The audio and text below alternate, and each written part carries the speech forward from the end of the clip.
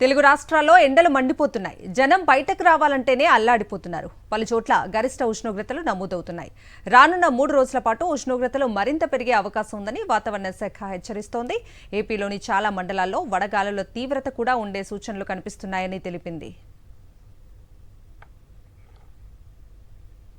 దీనిపై మరింత సమాచారం విశాఖ నుంచి అనిల్ అందిస్తారు.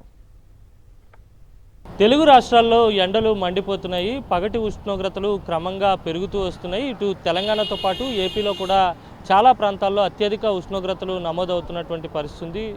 మధ్యాహ్నం దాటిన తర్వాత ఎవరైనా బయటకు రావాలంటే ఇబ్బంది పడేటువంటి పరిస్థితులు నెలకొన్నాయని చెప్పాలి. దాదాపుగా 11 గంటల నుంచి సాయంత్రం 4 గంటల వరకు ఎండ ఎక్కువ ఉన్న నేపథ్యంలో జనం బయటకు రాలేనటువంటి పరిస్థితి కనిపిస్తూ ఉంది.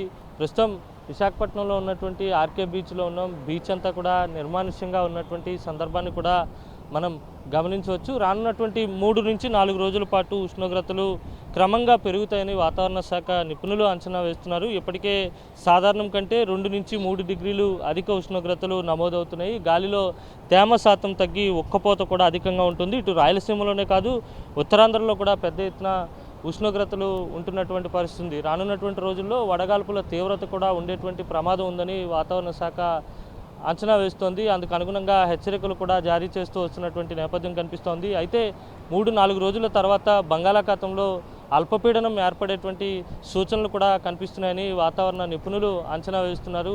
అల్పపీడనం క్రమంగా బలపడేటువంటి సూచనలు కూడా ఉన్నాయి. దీని ప్రభావం దక్షిణ కోస్తాతో పాటు కోస్తా జిల్లాల్లో ఉండేటువంటి సూచనలు కూడా ఉన్నాయని వాతావరణ శాఖ ఇప్పటికే అంచనాకు వచ్చింది. అయితే ఈ 3 రోజుల పాటు కూడా ఉష్ణోగ్రతలు క్రమంగా పెరిగేటువంటి సూచనలు ఉన్నాయి. ఆ తర్వాత బంగాళాఖాతంలో అల్పపీడనం ఏర్పడితే కనుక వాతావరణం కాస్త చల్లబడేటువంటి అవకాశం ఉంటుంది. మోస్తరు వర్షాలు కూడా కురిసేటువంటి సూచనలు కనిపిస్తున్నాయి.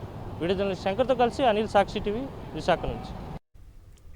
We built an update. Stay with us.